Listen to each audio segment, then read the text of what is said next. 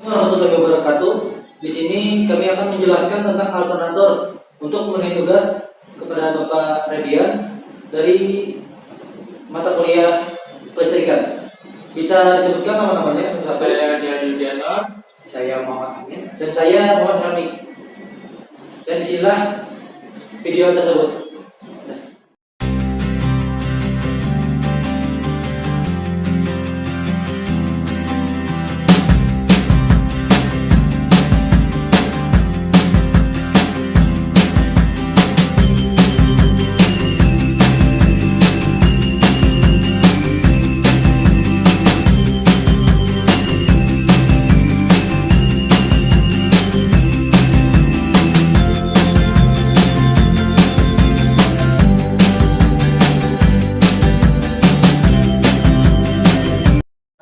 Di sini saya akan menjelaskan tentang komponen dan fungsi dari alternator.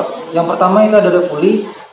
Puli berfungsi untuk menerima putaran input dari mesin. Secara teknis, puli memang diputar oleh drive belt, namun drive belt ini melilit ke puli crankshaft, sehingga begitu puli crankshaft berputar, maka puli alternator pun ikut berputar.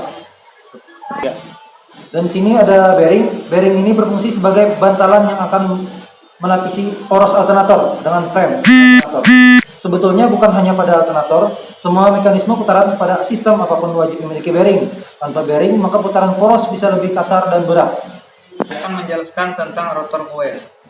Rotor coil adalah kumparan berputar yang berfungsi menyediakan medan magnet di dalam alternator. Untuk mendapatkan perpotongan gaya magnet tersebut, maka harus ada medan magnet yang dibangkitkan terlebih dahulu. Rotor sudah menggunakan permanen magnet sehingga tak perlu dibangkitkan lagi medan magnetnya. Tapi pada alternator mobil, rotor terbuat dari kumparan yang bisa mengeluarkan medan magnet hanya apabila dialiri arus listrik. Tentang starter coil. Starter coil adalah kumparan statis yang berfungsi menangkap potongan medan magnet. Seperti yang dijelaskan, untuk menghasilkan aliran listrik, maka medan magnet harus berpotongan dengan kumparan.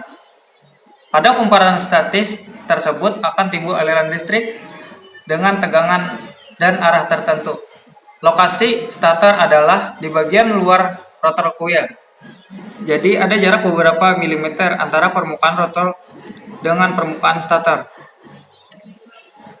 Karena jarak cukup kecil, maka medan magnet dari stator akan menyentuh kumparan stator, sehingga begitu rotor diputar, medan magnet tersebut akan berpotongan dengan starter coil. Bros atau sikat adalah komponen tembaga berbentuk kotak kecil yang digunakan untuk mengubah arus listrik ke rotor coil. Kita tahu kalau rotor itu perlu aluran listrik untuk membangkitkan kemagnetan, namun rotor ini juga berputar. Jadi, arus listrik tidak bisa disambungkan begitu saja menggunakan kabel.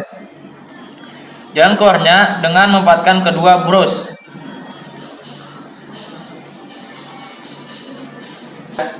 Yang menekan slip ring sendiri merupakan bagian pada ujung poros alternator yang terhubung ke dua ujung kumparan rotor, sehingga saat bros ini menempel pada slip ring, maka arus listrik akan tersalur ke rotor. Alternator shaft. Alternator shaft adalah poros alternator berfungsi sebagai penghubung antara bagian puli dengan rotor, sehingga putaran dari puli alternator bisa tersambung ke rotor dan roda dapat berputar. Nah, seperti ini. Video dari kami, salah hilap, mohon maaf. Assalamualaikum warahmatullahi wabarakatuh.